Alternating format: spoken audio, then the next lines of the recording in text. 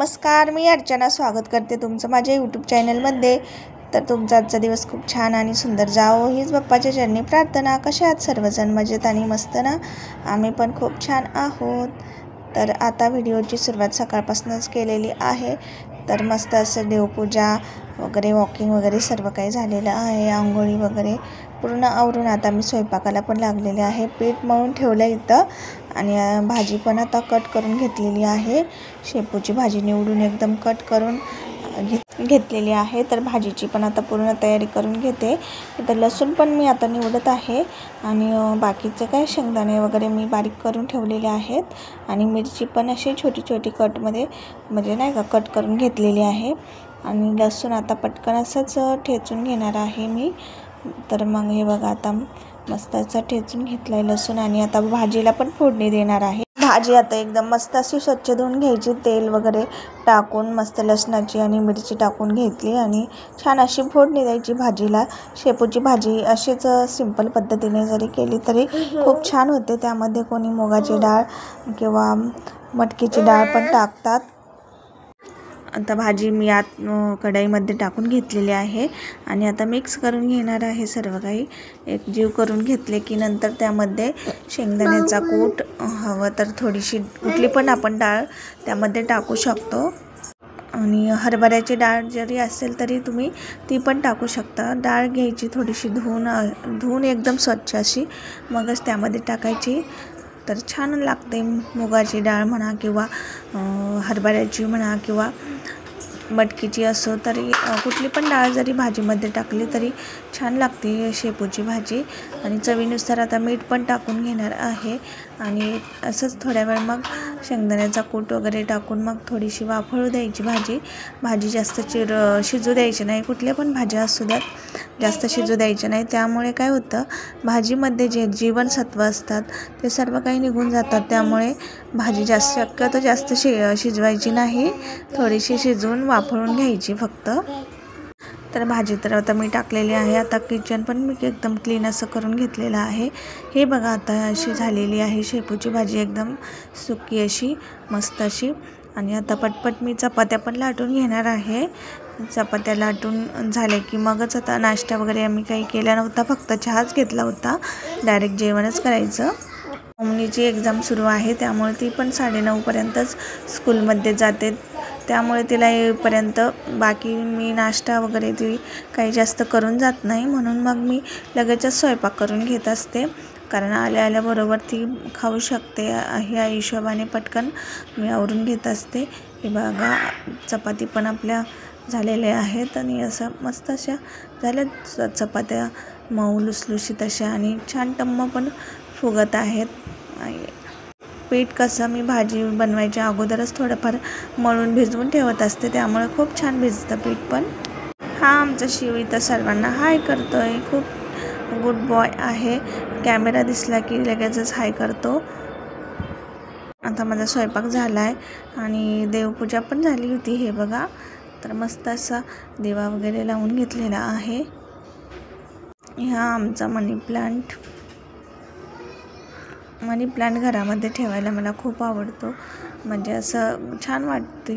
Greenery अशी घरामध्ये असली आजूबाजूला तर थोडंसं प्रसन्न वाटतं। इथं पण शाळेचा परिसर आहे, खूप छान आहे हा पण।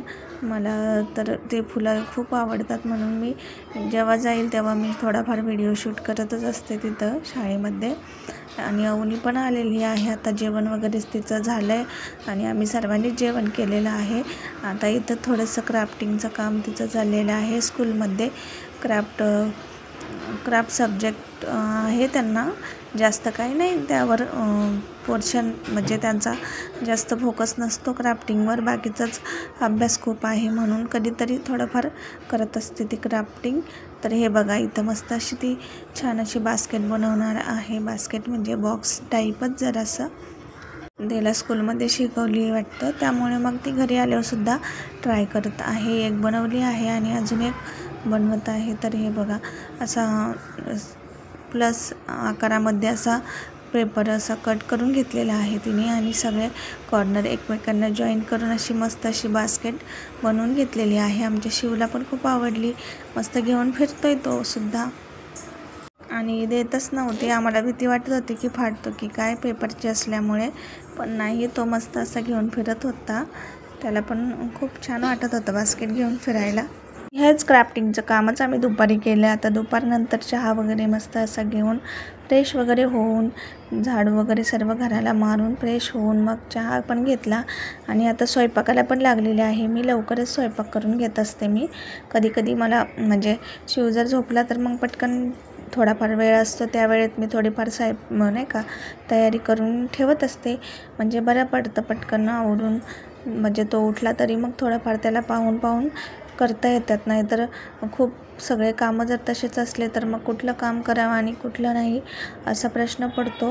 म्हणून मग मी तो झोपला की थोडंफार स्वयंपाकाची सुद्धा मी तयारी करत असते. तर हे बघा, मी आता शेवगाची शेंगाची रेसिपी पण यामध्ये शेअर करणार आहे. तर बघा व्हिडिओ शेवटपर्यंत. तर मस्त अशा कट करून घेणार आहे शेवगाची शेंगा. शेवगाची शेंगा आठवड्यातून 1-2दा खायलाच पाहिजे. अशा कट करून त्यावरचं थोडेसे शिरा काढून घ्यायच्या, जास्त पण नाही काढायच्या. आणि शेंगा 2-3 वेळा आठवड्यातून खायला पाहिजे, कारण का आपल्या हाडांसाठी खूप छान असतात ह्या शेंगा. आणि शेवगाच्या शेंगामध्ये कॅल्शियम हे खूप जास्त प्रमाणात असतं. कधी आपण शेवगाच्या शेंगाचं सूप पण असं करून पिऊ शकतो. ज्यावेळेस आपण शेंगा उकडून घेतो ना, त्यावेळेस पण मीठ हळद असं पाणी करून नाही का त्यामध्ये उकडून घेतो, ते पण सूप आपल्या शरीरासाठी खूप छान असतं. पण आता मी सध्या अशी भाजी बनवणार आहे. सर्व काही मसाले आता मी म्हणजे कांदा, खोबरा आणि लसूण आणि आणखी अद्रक, टोमॅटो असं पूर्ण सर्व काही भाजून घेतले मी तेलामध्ये थोडंसं, आणि मिक्सरला आता बारीक करून घेणार आहे. आणि शेंगा मी अगोदर उकडून घेतल्या नाहीत आज, कारण का तर तेवढा टाईम पण नव्हता. मी डायरेक्टच आता मसाला बनवणार आहे आणि त्यामध्ये शेंगा टाकून परतून मग अशाच भाजीमध्ये उकडून घेणार आहे. तर कधी मी काय करते, अगोदरसुद्धा शेंगा थोडीशी हळद, मीठ आणि नाही का त्यामध्ये उकडून घेत असते शेंगा, आणि ते सूप पण भाजीसाठीच वापरत असते. ते सूप तर खूप छान असतं आपल्या शरीरासाठी.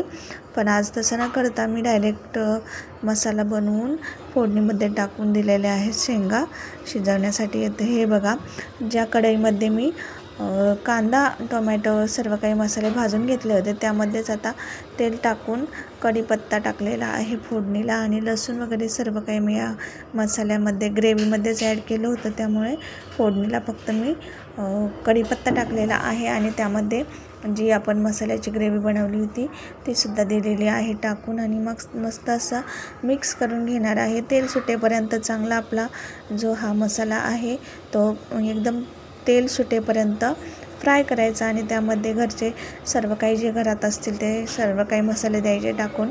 मी त्यामध्ये कांदा लसूण मसाला, लाल मिरची पावडर, घरचा काळा मसाला आणि एखादा बाजारातला सुहाणा वगैरे असला हे मसाला थोडासा ॲड केला आहे. त्यामुळे सुद्धा खूप छान टेस्ट येते भाजीला. दुसरं काही टाकलं नाही तरी चालतं आहे, तेवढे जरी मसाले ॲड केले ना तरी खूप छान अशी भाजी झाली होती, मस्त अशी. हे बघा, तर किती छान असं आपल्या मसाल्याला तेल सुटलेलं आहे. आता त्यामध्ये शेंगा पण धुवून घेतलेल्या आहेत. एकदम छान अशा शेंगा धुवून घेतल्या ना तर त्यामध्ये टाकायचा. मी तोपर्यंत थोडासा कचरा इकडं तिकडं पडलेला असतो शेंगाचा वगैरे, तो पण भरून ठेवला आहे. आता हे बघा किती छान तेल सुटलेलं आहे. आता मस्त अशा शेंगा धुवून त्यामध्ये टाकलेल्या आहेत आणि थोड्या वेळ परतून घ्यायच्या. मस्त असं परतून घेतल्यानंतर जे आपण मिक्सरच्या भांड्यामध्ये वाटण केलं होतं त्यामध्ये ते भांडंसुद्धा थोडंसं पाणी टाकून असं मस्त असं हिसळून त्यामध्ये द्यायचं टाकून, कारण का त्याला पण भरपूर असा मसाला लागलेला असतो आपला, त्यामुळे थोडंसं भांडं धुवून टाकून द्यायचं पाणी. तर हे बघा, आता मी टाकलेलं आहे. मस्त अशी भाजी आपली तयार झालेली आहे. थोडीशी उकळी येऊ द्यायची आणि शेंग पण थोडीशी नाही का आपली काय म्हणतो शिजू द्यायची, जास्त पण नाही शिजवायची, खाता येईल असंच शिजवून घ्यायची. तोपर्यंत भाजी शिजते. इकडे तर आमचा शिव पण उठला. आता जोपर्यंत भाजी वगैरे झाली, आता फक्त चपात्या भात वगैरे असं करायचं बाकी आहे, तर मी ते पण करून घेणार आहे. तर बघा, आजचा व्हिडिओ आवडला तर नक्की लाईक कमेंट शेअर करा. चॅनलवर जर नवीन असाल तर सबस्क्राईब नक्की करा. थँक्यू सो मच माझा पूर्ण व्हिडिओ बघितल्याबद्दल.